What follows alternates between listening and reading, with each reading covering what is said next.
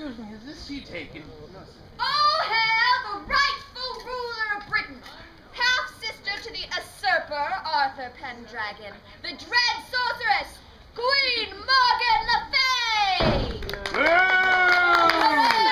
Wait, all of you, Quill! I wanted to enter this land unannounced and do my work from behind the scenes until the time presents itself when I can take back my rightful throne and destroy Arthur and his minions. 1,000 pardons, my queen. I have sacrificed much to see this day. I would not spoil it for you for 100 hands. Oh, and your blood sacrifice will not be in vain, for you will stand beside me at the day of Arthur's destruction. Oh, but how, Will? How? Each time we strike a blow for freedom from Arthur's tyranny, we are struck down by a combination of force of arms. Arthur and his damnable self-righteousness, and Merlin, the interloper, and his magics. Oh, what are we to try? It has to be something Merlin knows nothing about. Oh, a forgotten spell from the past, perhaps. Oh, no, we've already tried that. No, it must be something that we haven't tried. What if I took something from the future? Can your magic do that, my queen? Of course I can, Gwill! I will use my powers to get something, anything that will help us. Now, it's true that I have no control over what I might get, be it animal or machine or weapon. But I will use my powers to cast a net into the murky sea of the future and draw something out that even Merlin can't combat. Something that I can destroy my half-brother and take back my kingdom for good and all. Oh, you mean for bad and all? Yes, but we must be patient. I will cast my spell and see what's to come. Oh, but hold! Arthur and his knights approach. I can feel them like a cold chill coming over me. We must away from this place at once. Aye, your majesty. Oh, majesty! I like the sound of that!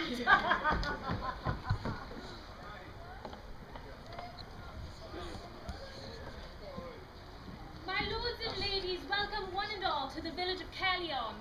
I am Lady Hermison, Chatelaine of Camelot Castle, and lady-in-waiting to our absent Queen Guinevere. It has been a year of prosperity and joy for the people of Britain. His Majesty has sent his knights to the far corners of his dominions with message of courtesy to all and clemency even unto his enemies. It is the dawning of a new age of chivalry for the kingdom of Camelot. And now, to introduce one of the noble personages at this festival day, His Majesty's childhood friend, King Pellinore of Gast. Oh, yes, welcome, one and all, yes. So lovely to see you on such a nice, fair day as what we've had so far. Ah, yes, it reminds me of the days of my youth, when I was a mere boy. A princeling dangled on my father's knee, of course. I didn't live in Camelot at that point. I was aghast. Has something shocked you, Your Highness? No, what are you going on about, Lady Hermison? Nothing has shocked me, nothing in this world. No, I was merely saying to these fine people right here that I am aghast. I'm sorry if I've offended you, my lord. What are you... No. You thought I meant aghast, i.e. shocked and surprised, when what I was actually saying was that I am from the kingdom of Gast. Is to understand now? Yes, I understand now. Excellent. Well, now, you see, I am from the kingdom of Gast, aghast, the same way that you, my dear, are a Camelosian. A Camelosian? Yes. Well, enough of that, Lady Hermison. We have a wizard to announce. Camelosian? My dear lords and ladies, I would like to present to you what is known as the wisest man in Camelot, the man that trained King Arthur to be the paragon that he is today. Mentor, teacher, and a man who lives backwards, if you can believe that. I present to you Merlin the Wizard! Camelotion? Yes. It's very clever on my part. I thought it's the name I thought up for you Camelot people. Boop. Well, I knew you were going to say that. Well, that's a dash clever. Oh, it's because you live backwards. Yes, I see what you're saying now. Yes. Well, stop me if you've heard this one before. I have. But I'll be dashed. And speaking of dashing, which I also knew you were going to say, run along now, Pelly, and allow me to continue with the introductions. Oh, yes, well, that's fine. Excellent, well. You continue on. Don't worry, my good people. I will be about if you have any questions or concern. Nobody knows this village like I do. What? Now, where did that kitchen run off to? Yes. Lady Hermescent, please follow King Pellinor and make certain he does not get himself into trouble. Aye, my Lord Merlin. And now, my noble lords and ladies, it is with great honor and not a little paternal affection that I introduce to you the man once called Wart, the wielder of Excalibur, the ruler of Camelot, the emperor of Logris, the once and future king himself. All hail Arthur, King of the Britons! Thank you, my good people. Welcome to Caerleon, Lord and Lady, noble and peasant, one and all. In the years since the disappearance of my unfortunate sister, Morgan Le Fay, Britain has thrived as never before. Our people are finally free of tyranny, oppression, and fear, and we may look towards our collective futures with a gladsome heart. Arthur, beware the fault of kings. Pride, you mean? Oh, well, why shouldn't we be proud, Merlin? For this past year, we have all struggled so hard to correct the wrongdoings done to this kingdom from foreign invaders, and only now are we beginning to see the fruits of our labors. Today should be a day of celebration. The future looks bright for us all. The future? And what know you of the future, my king? I have been there already, and I know. Aye, old man, I know full well, but you yourself have said that the veil of your memory has passed over now that you are gaining in years. These visions of... Oh, Merlin, can we for one day put the auguries of doom aside? Today, in Caerleon, we celebrate! But the responsibilities of your throne fall far beyond the boundaries of these lands, Arthur. Look to the north, I say. North? I'd much rather look southward.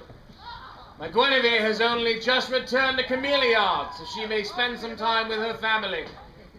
That is where my heart lies now. Aye, 'tis a pity that Guinevere is not here, as her own wise counsel would no doubt echo mine own. What counsel are you speaking of? Gwen left no words of warning for me. She knows that you think only of your immediate neighbors, and that you neglect those on the farthest corners of your kingdom. Take Gaul, for example. Who knows what rules there now that your sister has disappeared? Arthur, your knights return this very day to convene at Round Table. Send them out again to the farthest corners of your kingdom to spread your words of chivalry to the wider world. Now promise me you will do this. All right, old friend, I promise. And I will continue to hope that your auguries come to naught. Like your vision of last winter, remember? Yes, Arthur, I remember. You came to me with the terrifying vision of all the trees of Britain alight with bright flame. I recall it. And what month was this? December. And what did your vision turn out to be? Christmas tree. Well, I can't be expected to remember everything, and my vision of the future fails as I grow older. But enough of that now, Arthur. Your knights have arrived. My dear friend, so bored. Dame Edith, Jenny, my brother, dinner Dame. See, Tristan, you've been here all the while. Sit down. My good people, my knights are only now just returning of years abroad. No doubt they have many thrilling stories to tell us. What say you, my people? Shall we hear some? Aye! Excellent Wells. Aye. Oh, but first, where is Sir Galahad? I hope he has not befallen some misfortune. Of Galahad, we know nothing, Your Majesty. But we've already heard how Bors met and fought alongside Lancelot. A most interesting story. Excellent. Sir Bors, you shall go first. Ah, Your Majesty. I was far afield at the very edge of Camelot when I encountered two knights in the company of a fair lady. Not recognizing their armor nor the devices thereupon, I followed them to a citadel deep in the woods. I entered the keep and was immediately accosted by a bevy of beautiful maidens. Oh. I asked the women who were there, to whom did they owe their allegiance? Well, imagine my surprise when they proclaimed me as their lord. They declared their love for me and declared that as a body they would fling themselves from the highest height if I did not agree to stay with them forever. Their allure was so great, I thought I would remain forever within their thrall. If Sir Lancelot had not at that moment burst into the room and shouted, "Beware, Bors, you are surrounded by demons!" Oh. At which point the women transformed into great winged creatures, and they, the furniture, the stones of the very castle itself, rose into the air and vanished. Ooh. I thank Sir Lancelot, we parted. Your Majesty, Sir Bors was not the only one who was tempted. I myself, while travelling along the shore, came across a moored ship. There sat with black rigging and black sails, and with no crew aboard, save for one woman clad in black. She was, of course, of noble birth. She asked if I would assist her in erecting her pavilion tent, which, of course, I did. And when I finished, I felt an intense weariness overcome me. She suggested I lay and rest a while in her tent. When I awoke, I turned in fear and found her pressed up beside me. I turned and I saw my sword then laying in the moonlight, gleaming like a cross, and I cried out, "Oh God, protect my noble treasure!" And the tent burst into flames. Then the lady, the tent, and the ship all vanished. It was then that I realized that the lady was in fact the devil himself, come to tempt me into sin. I'm glad you finally realized, but what was this great treasure you traveled with? Why, it was my virtue, of course. Yes, quite a loss that would have been. We wouldn't want to lose that, would we? Arthur, this grows out of hand. Stop Sir Kay before he mocks goodness and destroys all. Indeed. Kay, my brother, since you seem so eager to speak, you shall tell your tale next.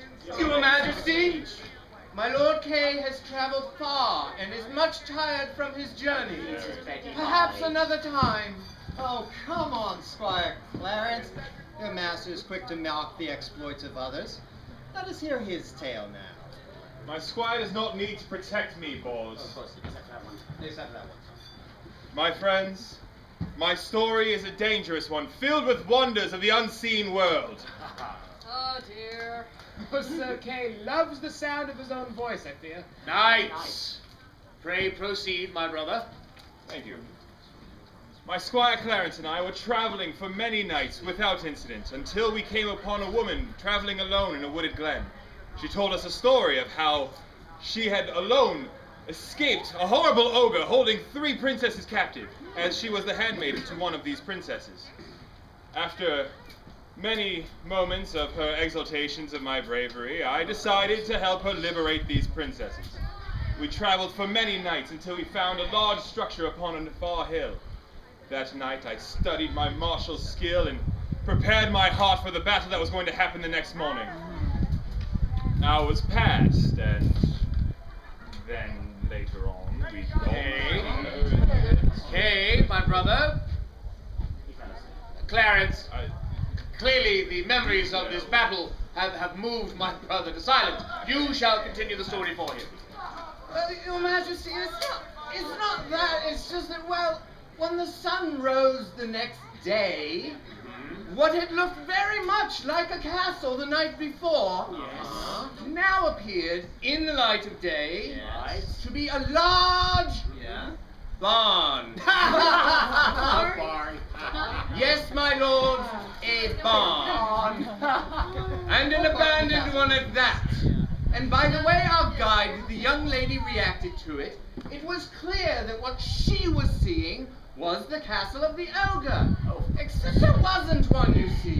Wasn't what, Clarence? Wasn't an ogre, your majesty. Or 3 princesses, for that matter. Just a very old milk cow and 3 small pigs locked in a pen. A madwoman, that's what she was. Oh, when we followed her, all the time wasted. Well, it wasn't exactly wasted, master. We left the ogre with the woman, it's true. But we did liberate the pigs to bring back here. And, where are they then, these princesses of yours? Yeah. Well, Sir Dinadin, the journey home was a long one. Yes. And we got lost. And our provisions ran out. Right. So We ate them. A rare tale of bravery indeed. It's not often a hero receives such an appetizing award. Oh, now, Enid, I feel sad for Gaya. Treasure lost and all. Treasure? You could say that. He did almost bring home the bacon. See, his wife is All right. I am certain it is not a knock against your bravery, my brother. Do not be so alarmed. I tell you, come inside and have yourself some refreshment. Come, one and all, my knight. Oh, yeah. Break your fast. That's what you get for being such a hand. Really? I know the feeling, Kay. I'm sure you do, Chris. is there anything I can get you, sir? Some refreshment, perhaps, after our long journey. Nay, Clarence, refreshment will not ease my mind. You may go, I wish to think.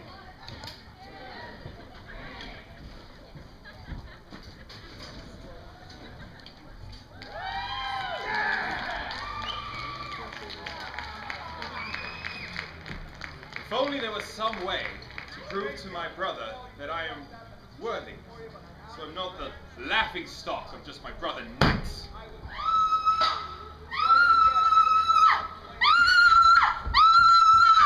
Oh, Sir Kay! Sir Kay! A man in my kitchen! Sir Kay! There was this bang, and suddenly there he was just standing there. In my kitchen, Sir Kay! Help me! Ah! Taxi! Is he dead? Nay, he's not dead, though he does wear the strangest garments I have ever seen. A sorcerer! A what? Aye, a sorcerer, trespassing in our village, performing some arcane ritual in which he used your cauldrons. Ah. And when he heard my voice in the other room, he came in and fainted in his weird sorcerer's garb. And now? What's going on? And he wakes! Ah! He wakes! The sorcerer wakes! Oh, the sorcerer wakes! What's with all the shouting? Who was that? The sorcerer Where am I? waking up! Hold, varlet! What the heck do you think you're doing? Poking me in the... Who are you, friend? What's with your getup? I am no friend of yours, sorcerer. And I am Sir Kay, seneschal knight and brother to King Arthur, and you... Arthur, eh? Well, it's a little early in the morning for a costume party, brother. And, pull back that hammer and stop waving it at me, or I'll show You'll do nothing, monster. You are my Monster? prisoner. Watch your Prisoner? Aye, you are my prisoner. Prisoner of a costume party? Mister, you're crazy. If by your words you wish to impugn my sanity, know that Sir Kay does not brook lightly assaults on his character. Your character? Oh, no, don't tell me. You're an actor, eh? And I've somehow fallen asleep and woken up in one of your movie sets. Yeah. Boy, you Hollywood people sure work quick. Look at these backdrops. They're like the real thing. And look at you all dressed up and invested in your character. Now, who's your head man here? Is DeMille here? I know of no mills in Caerleon, but if you look for our leader, he is none other than King Arthur himself. Arthur? Oh, I get it. The director's also the star. Well, don't that beat all? Typical show business, folks. All right, Mr. Knight, take me to your leader. You first, monster. None of your sorcerer's tricks. Finally, I'll prove myself in my brother's eyes. Now march! We go to see King Arthur himself. That's what your spell sent us from the future? Nothing but a man? Oh, good! I was wondering where we could find one of those. Oh, spirits of the future, thank you. Your generosity is unbounded. Quill, it's just what we need. What? What is? Was it his clothes? They were strange, to be sure. No, not his strange clothes. It's just a shell. His hair, his body, we don't need any of it. Then what? His mind, Will, his brain. He has thoughts, images, knowledge, experience, all from the future. His mind is a door, and when we find the key, we will have power. Power unlimited to destroy my brother and take over my kingdom for once and for all.